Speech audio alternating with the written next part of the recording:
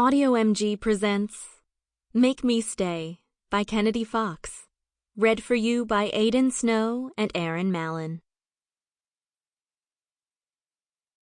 Chapter 1. Presley. The flight from Los Angeles to San Antonio is nothing special, but I enjoy stealing glances at the clouds out the window. Stuck between a snoring man and a coughing woman, all I want to do is spray myself with Lysol, but I settle for rushing off the plane once we land. Even though I travel a lot for my job as a photographer, I still get anxious about flying and dealing with everything that comes with it. Once I get the keys to the rental car and place my suitcases and camera gear in the back, relief takes over. As I pull out of the parking lot, I breathe easy. That is, until I hit midday traffic. Growing up in LA, I dealt with bumper-to-bumper traffic no matter the time of day. So even though this is still annoying, it doesn't faze me. Over the years, I've learned to aggressively cut people off and drive like I have better insurance. That mentality seems to work in every city I visit, and San Antonio is no different. After a few middle fingers, curse words, and honks, I'm zooming down the highway toward El Dorado, where I've rented a room at a bed and breakfast for the next 10 days. Eventually, the cityscape is behind me, and I smile as I make my way onto I-10. After only 3 more hours on the road, I'll be at my destination. From the photos, the B&B looked like paradise, with lots of land, horses, and a huge white house with a wraparound porch. It should be on a movie lot at Universal Studios. That's how perfect the photos were.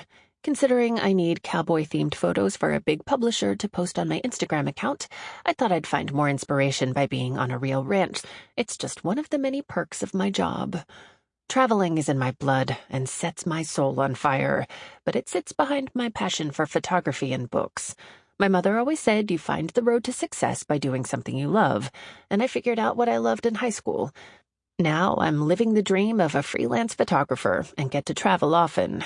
Working directly with publishers, I take photos for book covers, and am often hired as the primary photographer for book signing events. This job is everything I've ever wanted in life, and I'm so grateful. Admiring the vast land in all directions causes a smile to touch my lips. Texas is so different from California. Instead of electric cars and scooters, cowboys drive lifted trucks with mud tires. Even though the speed limit is 80, everyone around me drives at least 20 over, so I step on the gas to keep up with the flow of traffic.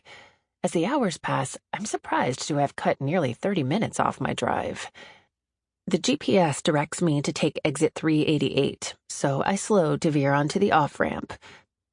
The directions the B&B gave me when I confirmed my reservation included driving straight after the stop sign, then taking a right past a pump station.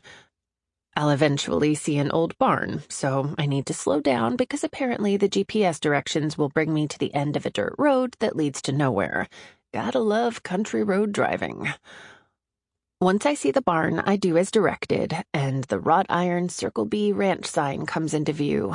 Excitement streams through me as I turn down the long driveway.